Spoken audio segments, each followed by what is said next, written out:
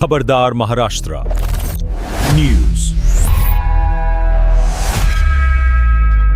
माझ्यासारख्या चळवळीत काम करणाऱ्या कार्यकर्त्याला वाटलं "हो, ठीक आहे, एखादा कलंक लागला आणि जर दिव्यांगाचं भलं होत असेल तर आपण गेलेलं ठीक आहे। भाऊ, तुम्ही आज कुठल्या तोंडाने सांगणार तुम्ही का गेले? ठीक आहे, तुम्ही गेले ते गेले हो, आमचं राजकीय करिअर संपून गेले ना। म्हणजे तुम्ही आम्हाला गृहीत धरलं की हे यांची काहीच अवकात नाही, म्हणजे मी जिथं म्हणेल तिथं हे पागल येतील, हे डोक्यातून काढून टाका। तुम्ही गेले, तुम्ही गुवाहाटीला पण स्वतःसाठी गेले होते, आज आम्ही ह्या मतावर ठाम आहोत। आणि आज जे तुम्ही विधान परिषदेत गेले हे सुद्धा तुम्ही स्वतःसाठीच गेले। आणि आम्ही काल तुमच्यासोबत होतो पण आज नाहीयेत आणि भविष्यातही असणार नाहीये।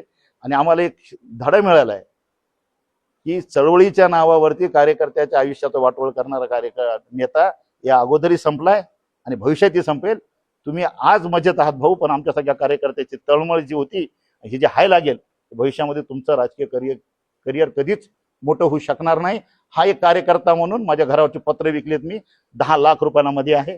10 15 गाड्या घेऊन जा, 20 गाड्या घेऊन या, 200 कार्यकर्ते घेऊन या, 400 कार्यकर्ते घेऊन या।